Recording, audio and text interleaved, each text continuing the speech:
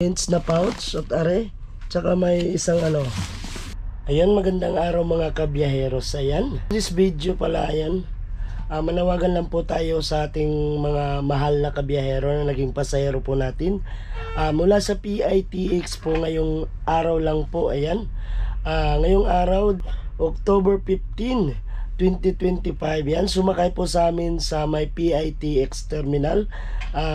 Bandang mga 10 po yung scan, 10:30 po umalis ng PITX. Yan, kung sino ka man po ng pasahero na naiwan ng gamit mo dito sa bus, ayan, dito po nakalagay sa may luggage area sa ibabaw po ng upuan. Ayan, ayan po, kung sino po nakakilala ng gamit na yan. May dalawa po ditong bench na lagayan po, bench na pouch at are, tsaka may isang ito, may nakalagay na sapatos tsaka tsinelas. Ayan, kung sino ka man naalala ko yung sumakay sa amin, magjowa ata, dalawang magjowa ito. Kung andyan lang po yung ticket nyo, pakitago lang.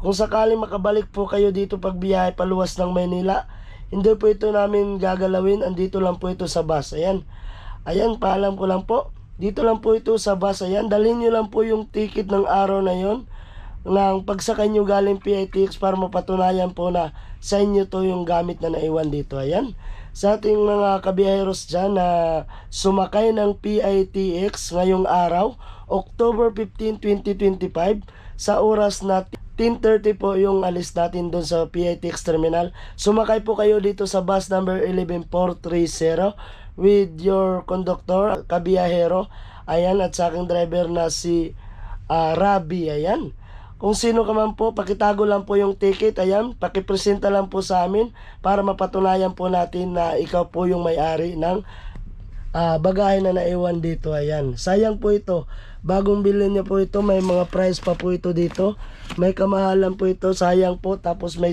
ang laman nata ng pouch po na sinili po natin, may tsinelas tsaka sapatos po. Ayan, hindi po namin ito gagalawin. Ayan, andito lang po ito.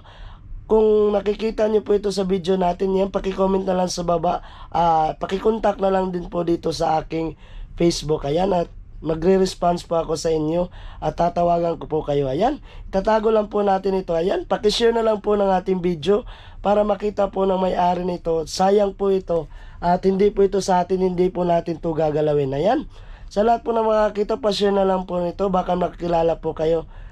Dinap po natin sa may Batangas Pier, sa may entrance, patawid po ito ata ng Calapan, Mindoro. Ayan, doble ingat lang po sa ating mga gamit.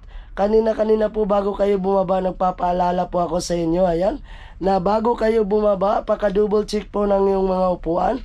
Baka po may mga naiwan kayong mga gamit. Ayan, yan po laging pinapaalala ko bago po tayo mag-drop off sa Batangas Pier entrance po. Ayan, naway makatulong po itong video at mahanap po natin yung may-ari ng gamit na naiwan dito. Ayan, that's it for today's video mga idol. Thanks for watching mga kabiyaheros.